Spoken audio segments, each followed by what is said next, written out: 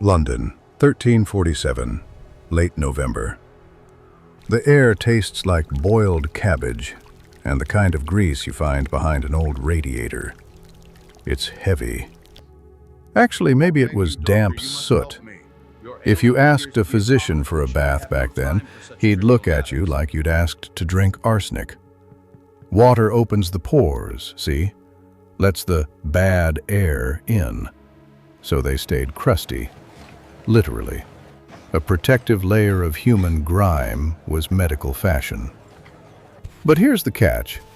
While they were busy being smugly unwashed, the mites were moving in. Sarcoptes scabii, burrowing, digging, turning the elite into a buffet. London in the 1340s wasn't a city so much as it was a massive wet scab. Forget those movies with the clean cobblestones and the sun shining on the towers. It was dim. It was gray. The Thames was less of a river and more of a slow-moving soup of discarded tanner's chemicals and human waste. And the doctors, the physicians, they were the worst part. These guys walked around in heavy robes, smelling like a mix of cloves and utter failure. They had a theory. It was stupid, but they loved it. See, they believed the skin was a porous wall, a sieve. If you soaked in warm water, you were basically inviting the bad air to invade your soul. This was the great dread of the bathhouse. Every time you scrubbed, you were thinning the protective barrier of dirt. To them, a man who didn't smell like a dead goat was a man who was asking for a fever. They'd look at a peasant caked in 6 months of farm grime and think, now there's a fortress of a human being. I can almost hear the conversation. Some merchant with a rash walks in. He's scratching his wrist. It's 1347, late afternoon, probably raining. It's always raining. And the doctor says, "Don't you dare touch that water, Henry. That's how the humors leak out." But it wasn't the humors. It was Sarcoptes scabii. These little bastards don't care about your philosophy. They don't care about Galen or the University of Paris. They want the warmth. They want the darkness of those unwashed wool sleeves. They found the perfect environment in the armpits and groins of the London elite. While the doctors were busy debating whether the stars were aligned, the mites were carving out real estate in their forearms. It starts as a red line, a burrow. It's barely visible to the naked eye, but it feels like someone is dragging a hot needle under your skin. And because the doctors refused to wash, or to let anyone else wash, they were essentially creating a mobile nursery for the itch. It was a literal rot from the outside in, fueled by the very medicine supposed to prevent it. Pure, unfiltered arrogance. And it was just getting started. Wait, no, it wasn't just starting. It was already too late. They were already infested.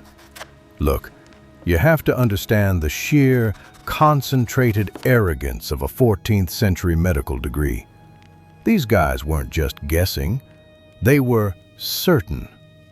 And in 1347, being certain usually meant you were about to die of something preventable. The core of the issue was the pore theory. To a London physician, your skin wasn't a defense. It was a series of tiny, dangerous trapdoors.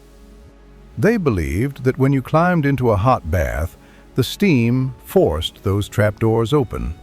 And once they were open, the miasma, the stinking, invisible cloud of disease they thought caused everything from the sniffles to the literal end of the world, would just slide right in.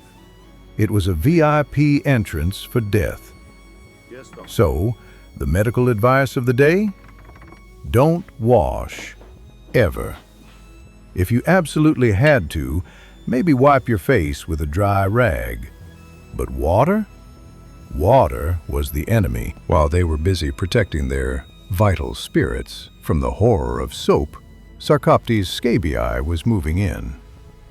These aren't just germs, they're tiny, eight-legged arachnids, microscopic tanks, and they found the medieval human body to be a paradise. Think about it. You're wearing layers of heavy, unwashed wool. You're sweating under a linen undershirt that hasn't seen a tub since the Feast of St. Jude. It's warm, it's damp, it's dark. For a scabies mite, a London doctor's inner thigh was basically a five-star resort in the Hamptons. And the doctors? They were the primary vectors. They moved from patient to patient, examining pulses with hands that were encrusted with the history of their last 10 visits. They'd touch a baker with a skin imbalance, then go visit a duke, all while carrying a pregnant female mite under their fingernails. The itching starts slow. It's a tickle, a nuisance. But by the third week, it's a biological obsession. The female mite doesn't just sit on you. She's a tunnel borer. She secretes an enzyme that dissolves your skin cells so she can dig a burrow. She lays eggs as she goes. Then she poops. It's the poop, the scabala, that causes the allergic reaction.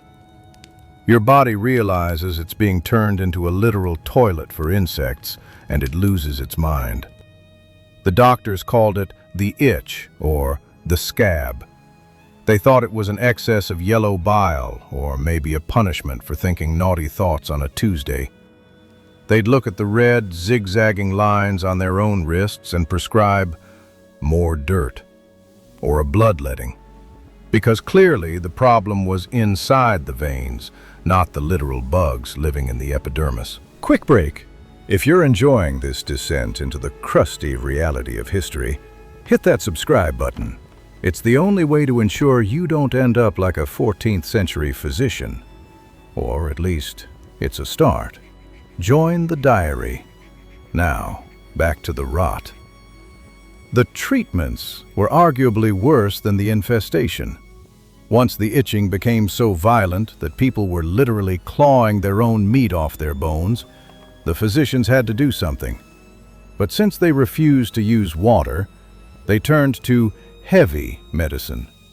They used mercury, lots of it. They'd mix mercury with lard, rancid pig fat, and have the patient smear it over the sores. Mercury is a neurotoxin.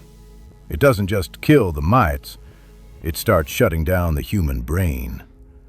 Patients would stop itching because they were too busy trembling, salivating uncontrollably, and losing their teeth. The doctors would see the patient stop scratching and think, "Success! The humors have stabilized." No, Philip, the patient just can't feel his hands anymore. And the smell, my God, the smell. Imagine a room filled with people who haven't bathed in a year, covered in rotting pig fat and sulfur, all huddled around a fire because they're shivering from mercury poisoning. It wasn't a clinic.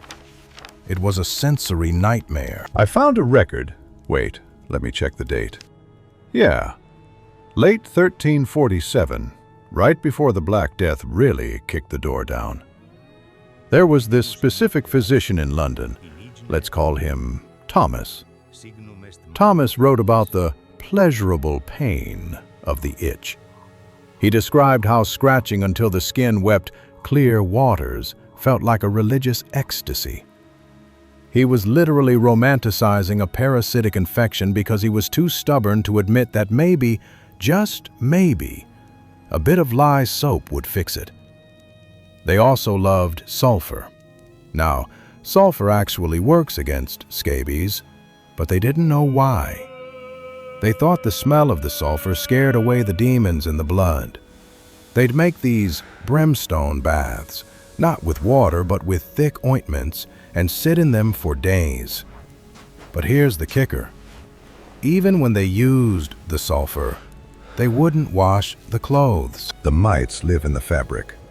You can scrub your skin with all the brimstone in the world, but if you put that same crusty wool tunic back on, you're just inviting the mites back to the buffet. It was a closed loop of stupidity, a recursive nightmare of filth. The church didn't help either. Bathing was seen as sensual. It was carnal. To be clean was to be vain.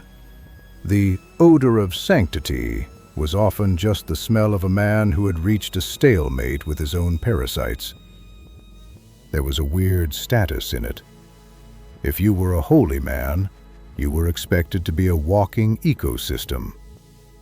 But by December 1347, the itch was no longer a joke or a minor penance. It was a crisis. The scratching led to secondary infections, staphylococcus, though they didn't have a name for it then, just the red fire. The skin would swell, turn purple, and then simply slough off. And the doctors? They just kept watching. They kept their robes tight. They kept their pores closed. They stood over dying patients, scratching their own bellies through 3 layers of silk, wondering why God had sent such a sharpness to the air that year. It wasn't the air. It was never the air. It was the microscopic tunnels being carved through their own dignity. And the worst part? The Great Plague was only months away. The Scabies was just the opening act, a warm-up for the real slaughter. The people of London were already raw, bleeding, and exhausted from fighting a war against their own skin. They didn't stand a chance against what was coming up the Thames. Wait, did I mention the dogs? No, that's for later. Let's stick to the humans, the physicians, the men of science who looked at a bug and called it a star. It makes you wonder, what are we doing right now that's going to make someone in 700 years look back and just scream? Probably a lot. But at least we have showers. Most of us. I hope. The London of 1347 wasn't a city of mystery. It was a city of people desperately trying not to touch each other, not because of some noble social distancing, but because they knew that one handshake meant 3 months of fire under the skin. It was a society held together by scabs, and the scabs were starting to break. Actually, it's worse. I just realized the records mention that the doctors would often use the same scratching bone, a literal piece of shaped ivory, on multiple patients to help them relieve the humors. They were sharing the mites, systemically, professionally. It's a miracle anyone survived the 14th century at all. Honestly, pure luck. Or maybe the mites just ran out of room. That's a thought. A horrific, itchy thought. I need a drink. And a shower. Definitely a shower. Just to be safe. November. It's always November when the world decides to end, isn't it? 1347. The fog didn't just sit on the Thames. It felt heavy, like wet wool soaked in grease. And the scratching? Suddenly, it stopped. Not because the people were healed, not because the humors had balanced, but because they couldn't move their arms anymore. A ship, just one, docked near the tower. The sailors didn't walk off, they dragged themselves. They had the itch, sure, everyone had the itch. But they had something else. Something heavy. Purple-black lumps the size of a fist wedged under their armpits, hard as river stones. The doctors, God, these arrogant idiots, they saw the swellings and they actually cheered. Can you believe that? I'm reading these accounts and I'm losing my mind. They thought the poison of the scabies was finally gathering in one place to be expelled. They thought the body was winning. They took those ivory scratching sticks, the ones they'd been sharing like cocktail napkins, and they poked. They prodded. They leaned in close, their unwashed beards brushing against the dying men's faces. That's the moment. The turn. Imagine the sound. A wet, tearing pop. And the smell? Imagine a butcher shop left out in the July sun, then doused in vinegar and sulfur. The liquid that sprayed out wasn't excess bile. It was a concentrated cocktail of Yersinia pestis. And the doctor? He feels a tickle. Not a scabies tickle.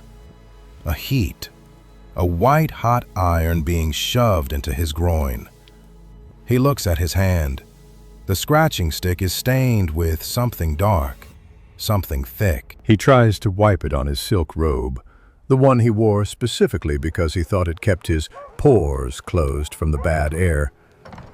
It's over. The city didn't scream yet. It just went quiet. A heavy, suffocating silence. The itch was gone. The fire was here. 1 week. That's all it took for the medical elite of London to go from arrogant lecturing to sobbing in their cellars. They realized too late. The bathless skin they'd cultivated like a garden of filth, it wasn't a shield. It was a landing strip. The fuse was lit, and London was nothing but tinder. Look at your bathroom counter.